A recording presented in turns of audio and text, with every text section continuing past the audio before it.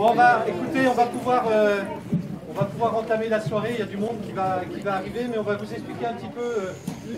C'est la lourde tâche de vous expliquer un peu le déroulé et le pourquoi de cette soirée. D'accord? Carton rouge, ça y est, ça commence. Donc je sors. C'est un jeu d'élimination. Donc là, je remercie Unicité et les volontaires d'Unicité qui vont animer cette soirée. Donc je vais vous dire de quelle façon ça va se passer, mais au moins avoir deux ou trois petits mots sur ce projet, ces autres étrangers. Donc comme je disais aujourd'hui, là c'est pas nous, étrangers, c'est un poème de Prévert qui va être lu par des collégiens tout à l'heure qui ont travaillé dans le cadre de ce projet. D'accord? Donc l'idée à travers ça, l'idée que poursuit le centre social, c'est évidemment, et la Maison pour tous, c'est de travailler sur ces questions de rencontre entre des personnes différentes, ces autres étrangers, et on est toujours l'étranger de quelqu'un, pour être très clair. Donc c'est comment à un moment donné arriver à ne pas arriver dans des extrêmes de discours racistes. Cet après-midi, on a eu un temps de rencontre autour de l'antisémitisme, et comment la rencontre entre les cultures peut permettre, j'ai bien dit la rencontre entre les cultures et pas la juxtaposition des cultures, peut permettre à mieux vivre ensemble sur un territoire et de combattre de fait le racisme. Ça va pour l'instant? Ce projet, là j'ai parlé Maison pour tous, il est travaillé de façon coopérative et il est travaillé en partenariat depuis le début. Donc depuis le début, déjà depuis 2 ans, ce projet il existe parce qu'il y a des financements, mais pas que, et un soutien et un accompagnement de l'État. À travers, alors je parle à travers la délégation, c'est bien une délégation, oui, Serge. Non, des fois je dis direction, c'est pour ça. La délégation interministérielle de lutte contre le racisme et l'antisémitisme, qui met en place des systèmes pour accompagner des projets, un financement pour accompagner des projets et pouvoir développer tout ce qui peut permettre de combattre ces phénomènes racistes sur les territoires. Donc, si on n'avait pas cet accompagnement, et je parle bien d'accompagnement là, hein, c'est pas uniquement un financement, on serait un peu coincé pour le faire dans des formats tels qu'on l'a imaginé. Là, sur ce projet-là, depuis le début, nous avons le collège Anita Conti, donc il y a une classe de 4e, accompagnée par Béatrice, la prof de français, puis la prof d'histoire de la classe, je ne connais pas ton prénom, qui est M. Philippe Quenouillère, enfin je ne vais pas dire tout le monde à chaque fois, qui est le principal du collège.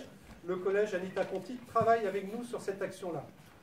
Très clairement, ils ont choisi un court-métrage, on expliquera rapidement, court-métrage avec un boulot qui a été fait par l'association J'ai vu un documentaire, par Nicolas qui est ici présent, et par Anne-Lise. Ouais, ça y est, c'est bon. Il y a eu un travail de fait, c'est-à-dire que les courts-métrages que vous allez voir ce soir, ce n'est pas du hasard. C'est-à-dire qu'il y a eu des ateliers de visionnage de courts-métrages, ils ont discuté, que ce soit les collégiens, que ce soit les enfants qui se rencontrent à la Maison pour tous, ou que ce soit les apprenants du français de la Maison pour tous, ils ont discuté et viendront dire pourquoi ils ont choisi ce court-métrage. Ils en ont vu plusieurs. D'accord? Donc là, aujourd'hui, ce n'est pas le fruit d'un truc comme ça, d'une programmation, c'est le travail qui a été fait. Le lieu dans lequel on est, donc je continue sur les partenaires, c'est un lieu municipal. Donc on a un travail très très proche avec l'action culturelle de proximité. Je vois Chantal qui est là, Pascal qui est en coulisses, je pense, et puis Emmanuel, je ne sais pas s'il est dans les parages. Et donc, à travers ça, l'élu à la culture et à l'éducation, Emmanuel Williamson. L'association France-Palestine Solidarité est présente aussi depuis le début dans ce projet, et l'Union juive française pour la paix. Cet après-midi, ils sont intervenus sur la question de l'antisémitisme dans la Maison pour tous avec une trentaine à peu près de personnes. Il y a également une personne qui s'appelle Labib Maoub, que certains ont rencontré depuis hier, qui a mené des débats sur les questions de comment éviter les actes racistes derrière et comment on travaille sur l'interculturalité. Donc Labib ne pouvait pas être présent ce soir et il s'en excuse. Au niveau partenariat, évidemment, Unicité. Les volontaires, enfin c'est pas que les volontaires, c'est l'association Unicité. Alice doit être dans les parages. L'association Unicité et les volontaires d'Unicité en service civique vont animer les débats et s'inscrivent déjà depuis le début de l'année scolaire, je dirais, et dans le projet et dans d'autres actions. Ils sont présents, par exemple, à la Maison pour tous, régulièrement dans la semaine. Est-ce que j'ai oublié d'autres partenaires, les collègues? On est plutôt pas mal. Donc vous voyez, c'est bien le fruit d'un travail partenarial et collaboratif, et pas le fruit d'une seule institution qui est la Maison pour tous. Et il a fallu que chacun apporte sa petite graine et fasse puzzle. C'est un peu ce qu'on a pu découvrir sur les 2 jours qu'on vient de passer. À un moment donné, ensemble, c'est mieux que d'être tout seul. Ça, c'est des choses. Donc, il va y avoir un certain nombre de courts-métrages qui vont passer. On va avoir une lecture du poème Étranger et l'argumentaire aussi des collégiens sur pourquoi ils ont choisi et qui ils sont, par rapport au premier film qu'on va voir. Et on va clôturer la soirée par les cocottes polyglottes. Alors les cocottes polyglottes, c'est une aventure qui dure maintenant depuis 2 ans. Ce sont des femmes d'ici et d'ailleurs qui se sont rencontrées autour de recettes de cuisine, mais avec un contrat clair, c'est qu'on apporte une recette de cuisine d'où on vient, mais en même temps, on apporte aussi une chanson d'où on vient. Et donc, on ne pensait pas du tout, il y a 2 ans, que ça allait donner un groupe de femmes qui va clôturer cette soirée et en partie ce projet étranger. Vous allez voir, vous allez prendre du plaisir parce que c'est de la super qualité. C'est avec Elsa et Hélène, le duo du bas, qu'elles ont travaillé. Et il y a vraiment des rencontres très très fortes qui sont passées entre des gens qui étaient au début étrangers l'un pour l'autre, ce qu'elle dit. Donc voilà par rapport à cette soirée. Et demain, nous vous invitons évidemment, demain après-midi, à l'espace commercial et dans le quartier pour continuer ces rencontres et ces échanges dans le cadre de Noël ensemble.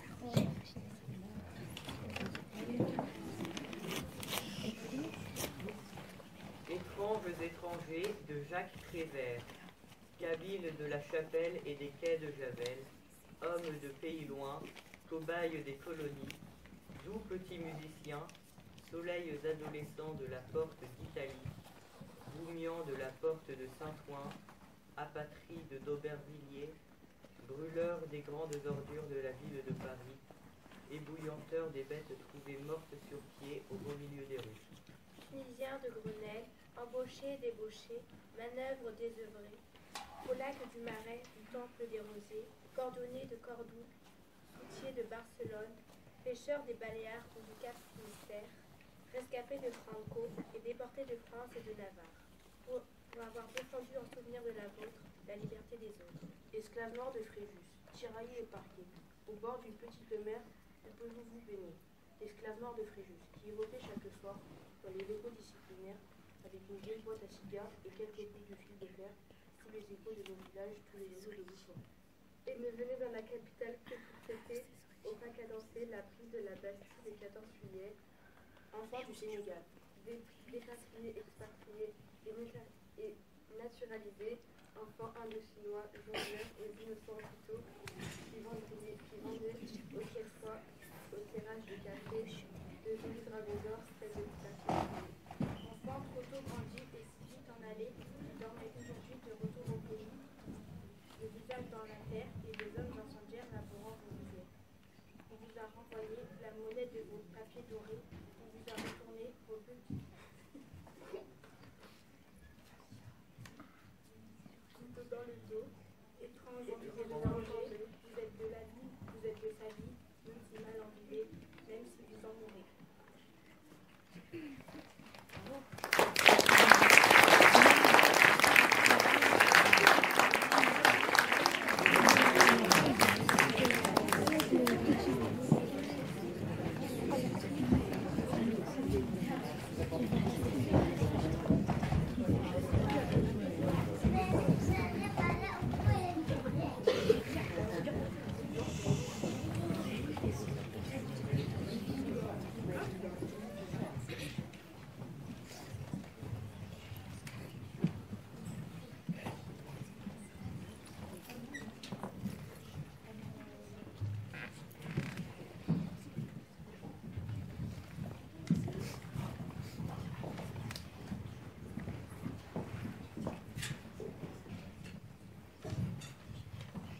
Notre classe est composée d'élèves d'origines différentes. Arméniens, Algériens, Syriens, Portugais, Martiniquais, Mahorais, Libanais, Sénégalais, Angolais, Français, Espagnols.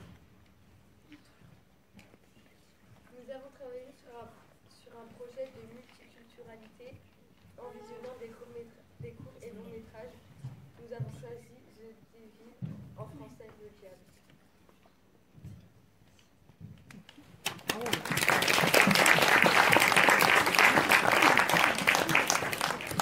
Du coup, là, on va commencer à passer le film The Devil dont ils ont parlé. Et ensuite, on vous a préparé un petit débat où vous allez utiliser les petites pancartes qu'on vous a fournies, en espérant que vous allez aimer le court-métrage. Et bon, du coup, les débats vont la faire juste après. Voilà.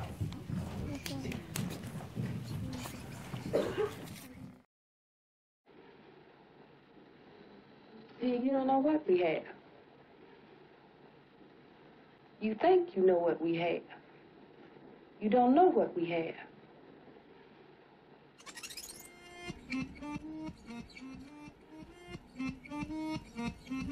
If you look upon my face, you are watching now the devil.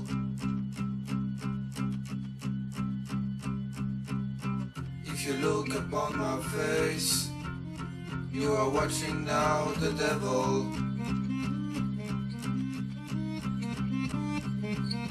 If you look upon my face, you are watching now the devil.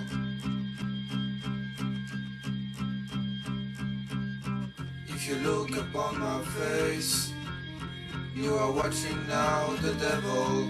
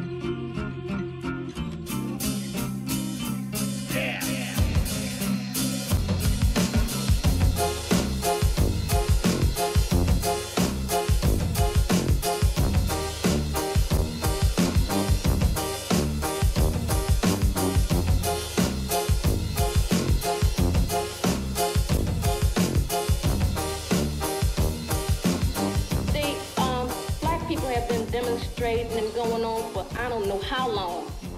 And, you know, we've been getting our heads beat and whatnot. We knew what was going to happen when those folks went down there because we have seen the pigs on the scene. We know what he's like. We know what he's capable of. Just being a damn pig, oinking and beating and walking the street. I'm sick of these damn pigs walking our streets. And so everybody gets uptight when a few hunkies get their heads beat. What did they do when we was getting our heads beat? So I don't even want to deal with why they got their heads beat. No damn Walker reporting up what other whatever else that's going on. I just want to deal with black and black liberation. My scene is picking up my damn gun, and I'm a mother. Have my baby in one hand, my gun in the other, and walking up to some hunky, all hunkies, saying, I'm here to get what's mine. We are men. We are not beasts, and we do not intend to be driven or beaten as such. Black people, Mexican Americans, any kind of people, begins to learn that the social phenomenon is that in fact, U.S. racist, decadent, capitalist, imperialist America is a police state. That a police state exists here, that these pigs are doing nothing but protecting the avaricious businessman and the demagogic politician, protecting the exploitative system that they got going. That in fact we are tired of it, we are sick of it, you've been brutalizing black people, you've been murdering and lynching them, black people are tired of it. Black people's vanguard is revolution all of a sudden, and it's phenomenally correct also, but we are concerned with that social phenomena. We are concerned with that exploitation. We are concerned with the oppression that black people and all other people in the world who are suffering the same common oppression that we are suffering today. And we are going to have to fight, we're going to have to struggle, we're going to have to struggle relentlessly to bring about some peace, because the people that we're asking for peace, they're a bunch of megalomaniac warmongers, and they don't even understand what peace means. So we've got to fight them, we've got to struggle with them to make them understand what peace means. We always say in the Black Panther Party that they can do anything they want to us. We might not be back, I might be in jail, I might be anywhere. But when I leave, you can remember I said with the last words on my lips that I am a revolutionary. And you're going to have to keep on saying that. You're going to have to say that I am a proletarian. I am the people. I am a revolutionary. A revolutionary! They have never lacked the Black Panther Party standing up and saying we revolutionaries and practicing revolutionary action. They have never lacked the Black Panther Party standing up and proving through social practice that we're not racist, but proving that they in fact are the real racists. They have never lacked the Black Panther Party saying that we want some socialistic programs implemented in the black community so we can survive and be free. You can jail revolutionaries, but you can't jail a revolution. In this country, you were to think that white people were God, that they had the right to give us our freedom. And so what we had to do was to beg them or to act the way they want us to act before they gave us our freedom. We must stop seeking to imitate white society. We must create for ourselves to save our very humanity. You must be able to get the guts to say, we are black. Our noses are broad. Our lips are thick. Our hair is nappy. And we are beautiful. And we are beautiful. And we are beautiful. And we are beautiful. Yes. And we are beautiful. And we are beautiful. And we are beautiful.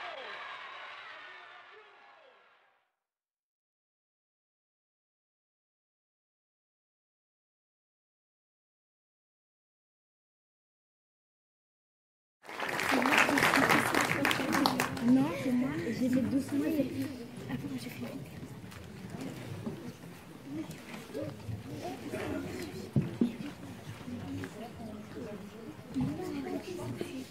Donc là, on a vu le premier court-métrage, on va passer au débat. Donc normalement, vous avez tous reçu les petites pancartes rouges et vertes.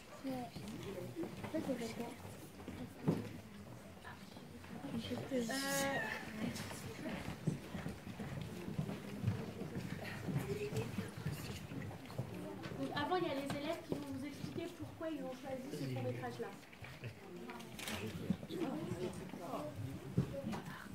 Nous avons choisi de présenter ce court-métrage par rapport au sujet traité, qui parle en fait des Black Panthers et de la Révolution.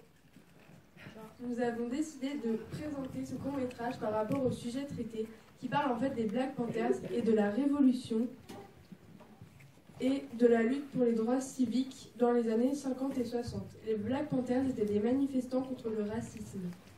En visionnant ce court-métrage, nous avons surtout été marqués par la solidarité des Noirs qui subissent la violence des Blancs.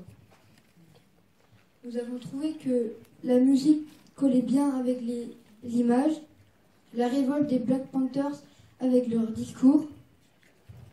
We are beautiful et I am a revolutionary. Et leur point levé, et c'est pour cette raison que nous avons choisi de vous présenter The Devil.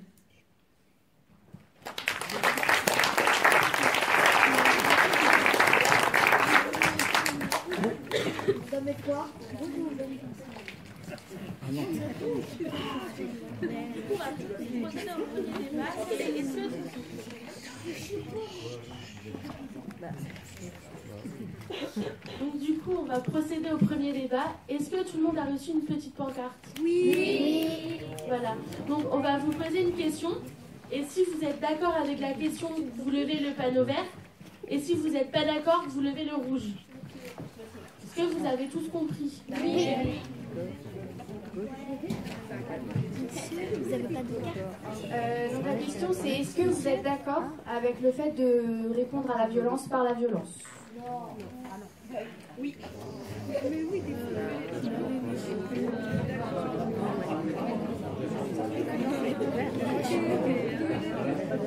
Et ceux qui n'ont pas d'avis, bah, ils l'aiment pas, quoi. Vous pouvez être neutre.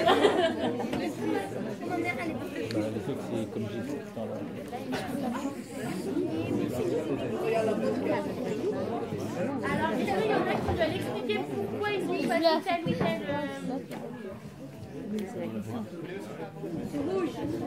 C'est rouge. J'ai répondu à la place des Black Panthers et des Noirs qui ont été massacrés jusqu'au ghetto de Watts quand il s'est révolté. Donc pour eux, ils n'avaient pas d'autre alternative, même si on sait que quelques armes entre les mains des Black Panthers ne peuvent pas faire face à une véritable armée qui vient pour tuer. Voilà, donc j'ai répondu à la place d'un noir. Et je comprends aussi la femme qui a dit « j'aurais un fusil dans une main et mon gosse dans l'autre ». C'était une situation que nous ne connaissons pas. Je ne sais pas ce que j'aurais fait à sa place.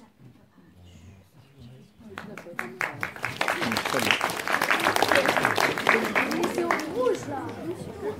C'est rouge toi.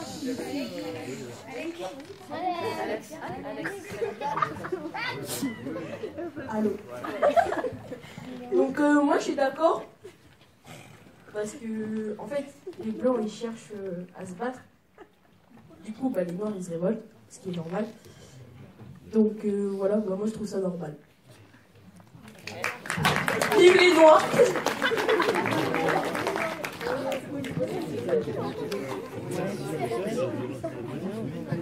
Oui, bien qu'étant pas un violent acharné, je réponds oui à la violence, à celle-là.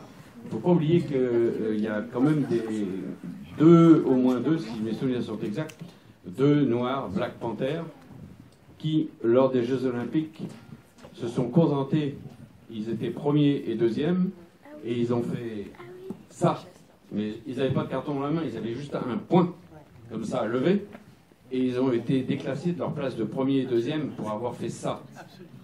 Donc, il faut bien comprendre, parce qu'il y a beaucoup de gens ici qui étaient sûrement pas nés quand il y a eu cette immense révolte aux États-Unis, des Noirs qui voulaient acquérir des droits qui, ici en France, nous semblent normaux, et que pour eux, c'était des chiens.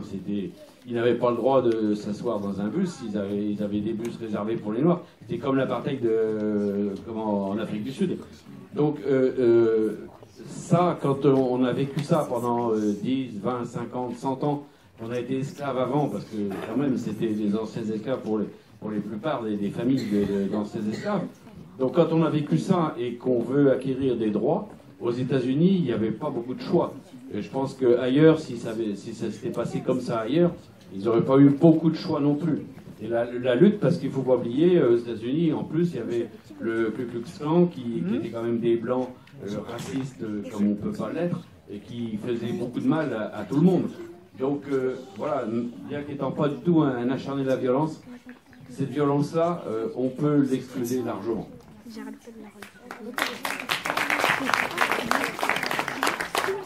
que quelqu'un qui a répondu contre a un avis à... Je pense que dans certaines situations, il ne faut pas répondre par la violence parce que ça ne mène à rien.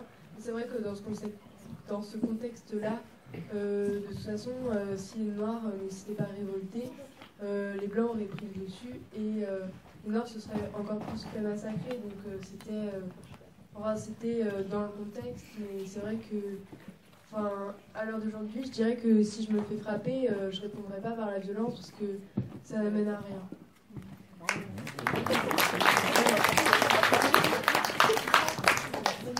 Oui, un petit rappel. Il y a quelques années, au moment du décès de Nelson Mandela, la terre entière a rendu hommage à la lutte de Nelson Mandela. Il ne faut pas oublier que quand il a été condamné à la prison à vie, il a été condamné pour terrorisme. Il a été condamné parce qu'il était le dirigeant de la branche armée de l'ANC. C'est-à-dire qu'il était pour la violence à l'époque. Parce qu'au moment où il était pour la violence, il n'y avait pas d'autre voie pour les Noirs que ça. C'était après les massacres de Chapperville, ainsi de suite. Voilà, donc, la vision qu'on peut avoir de ces choses-là change selon le contexte. À l'époque, les mêmes gens qui ont tous pleuré au décès de Mandela, il y en a la moitié qui auraient dit que c'est un terroriste, il a bien mérité s'il avait été descendu par la police sud-africaine. Les choses changent selon le contexte. Et bien sûr qu'il avait raison dans les deux cas. Il avait raison à l'époque où il a été pour la violence et à l'époque où il a été pour la réconciliation nationale des Sud-Africains.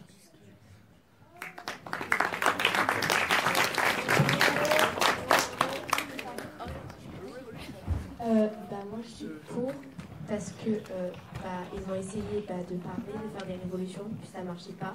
Du coup ils ont répondu par la violence. Du coup comme les Blancs utilisaient la violence, ils ont utilisé la violence et ça a fini par payer.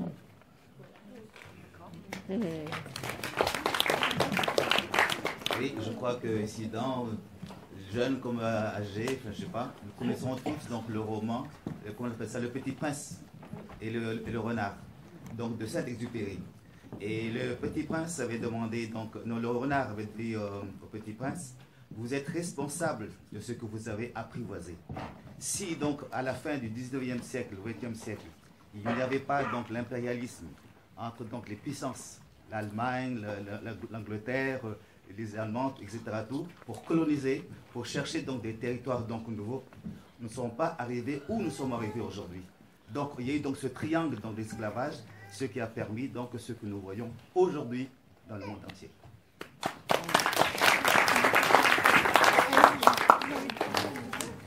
On va passer à la deuxième question. Est-ce que vous trouvez qu'il y a des changements entre la situation dans les années 60 et maintenant aux États-Unis? Ah oui. On n'a pas compris la question. Non, mais je sais pas. Est-ce que donc là le court-métrage ça se passe dans les années 60? Et est-ce que vous trouvez qu'il y a eu des modifications de comportement depuis ce moment-là aux États-Unis? Oui, mais ça repart mal. Oui, mais ça repart mal. Oui, mais... Qui voudra s'exprimer sur la question?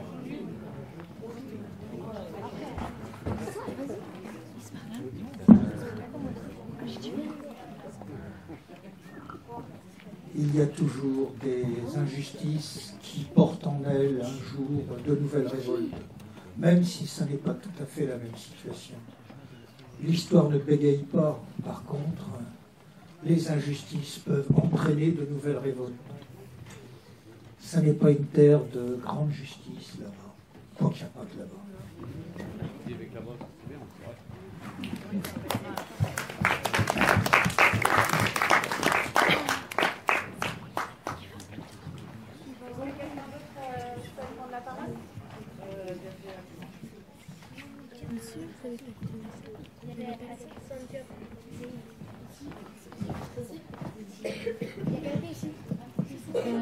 Oui, moi la semaine dernière, j'ai regardé des tout petits documentaires de 5-6 minutes sur Arte qui traitent exactement ce sujet-là.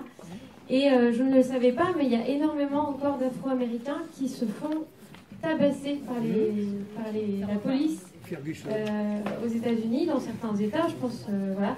Et donc, si vous avez l'occasion d'aller voir ça en podcast sur Internet, c'est vachement intéressant. C'est des petits documentaires tout courts, très didactiques, et voilà, on apprend beaucoup de choses.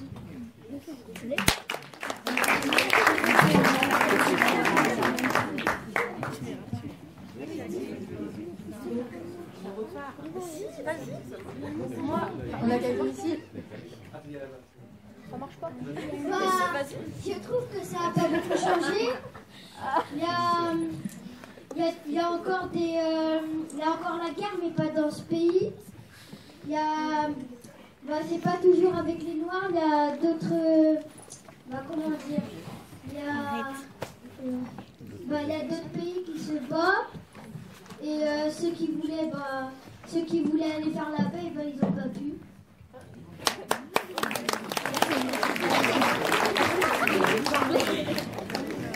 Donc moi je suis partagée parce que oui et non, parce que il y a toujours de la violence mais pas aussi extrême qu'avant. Mais j'ai pas l'impression qu'il y a du changement, enfin ça évolue mais pas tant que ça. Du coup moi je sais pas si c'est oui ou non, mais en tout cas c'est entre les deux. Oui, sauf qu'elles sont moins agressives. Oui voilà.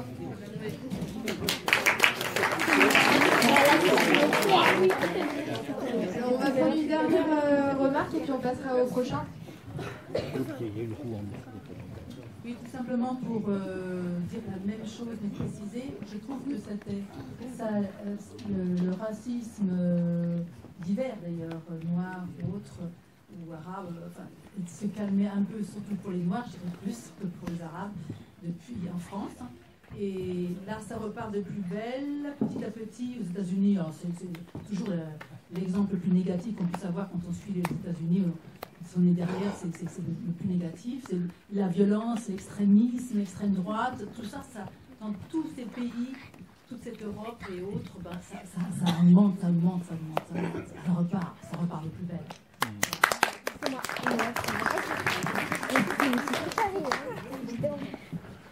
Du coup, maintenant, on va passer au... Donc, merci pour toutes vos remarques et vos réponses sur ce court-métrage. Et merci à la classe de 4e d'avoir choisi ce court-métrage.